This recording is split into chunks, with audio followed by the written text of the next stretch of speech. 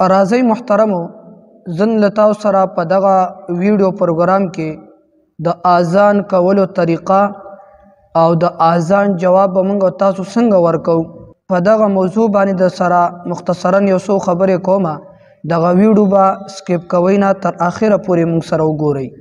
زما محترم مسلمانانو ورونو، الحمدلله موږ تاسو ټول مسلمانان یو. الله تبارک وتعالى په مسلمانانو باندې په یو ورځ کې 5 منځونه فرض کړي دي. نو دغه 5 منځونو لپاره مؤذن جمعه ته راځي اذان کوي.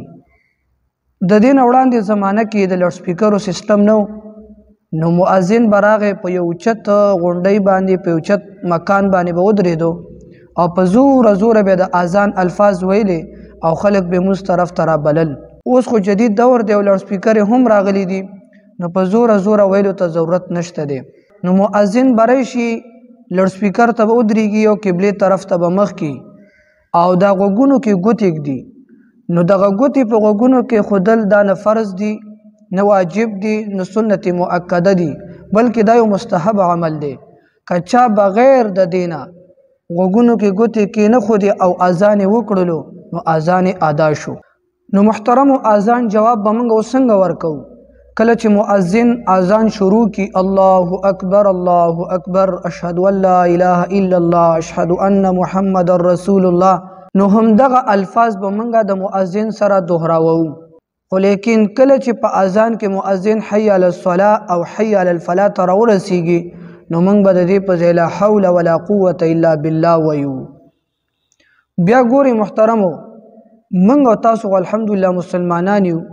په کار دادا او حکم مونږ ته دا شوی دی چې کله اذان کیږي نو تاسو که کار کوئ نو هغه کار پرېږدئ او که خبرې اترې کوئ نو خبرې ترک کوئ او که بل یو څیز کې مشغول یئ نو هغه پرېږدئ او د اذان جواب ورکئ. ځکه د دې سزا دا ده چې څوک د اذان په وخت کې خبرې کوي نو دته به د ځنکدن په وخت کې کلمه طیبه نه نصیب کیږي. او موږ تاسو ته بیا دا حکم شوی دی، نبی علیہ الصلوۃ والسلام فرمای کله چې اذان ختم شي د هغې نه بعد یو ځل درود شریف وایي، درود ابراهیمی چې کوم عام طور موږ تاسو په 15 وخت مونږ کې وایو، او د درود شریف نه بعد دغه دعا اللهم رب هذه الدعوه التامه والصلاه القائمه آت محمدا الوسيله والفضيله وابعثه مقاما محمودا الذي وعدته.